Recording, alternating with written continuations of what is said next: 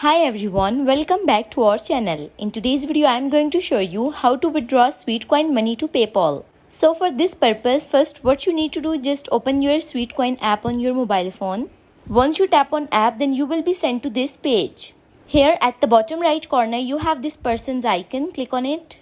Then this type of page will appear. Here at the top left corner, you have profile button, click on it.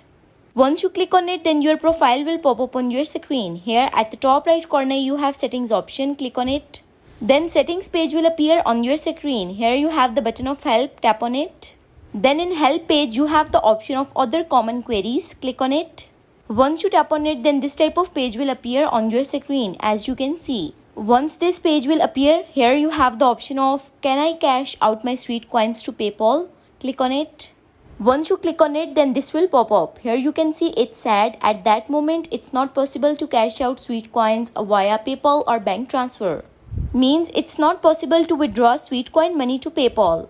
But I have got a sort of workaround for it. Simply close the settings, go to the shops page and all of the available offers will be displayed. Now what you need to do, scroll down to the gift card section and apply for the pay gift card.